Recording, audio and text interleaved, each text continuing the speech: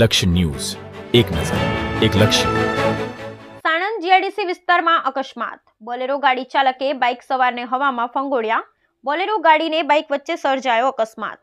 નિઘરાડના યુવાનને નોકરી જતા નડ્યો અકસ્માત. કંપની પર પહોંચતા પહેલા કાળ ભરખી ગયો.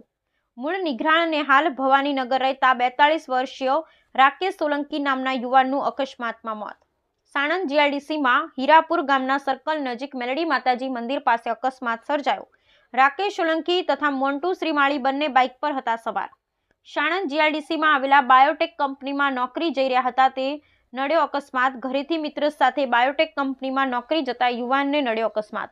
અકસ્માત સર્જી ગાડી મૂકી ગાડી ચાલક ફરાર. બોલેરો ગાડી ચાલક અકસ્માત સર્જી ફરાર. અકસ્માતની જાણ થતાં આજુબાજુના લોકો દોડી આવ્યા ને સાણંદ ખાનગી હોસ્પિટલ ખસેડેલ. રાકેશ સોલંકી નામના યુવાનનું ઘટના સ્થળે મોત. બે દીકરીઓના પિતાની છત્રછાયા ગુમાવી. મૂળ ગોરજ ગામના અને હાલ ભવાનીનગર રહેતા મોન્ટુ શ્રીમાળીને ગંભીર ઇજાઓ થતા ખાનગી હોસ્પિટલ સારવાર હેઠળ સાણંદ આરોગ્ય કેન્દ્ર ખાતે મોટી સંખ્યામાં લોકો દોડી આવ્યા. યુવાનના મોતને લઈ ભવાનીનગરમાં માતમ છવાયો. સાણંદ જીઆઈડીસી પોલીસે આગળની તપાસ હાથ ધરી. બ્યુરો રિપોર્ટ ગુલાબ બૌદ્ધ, સાણંદ.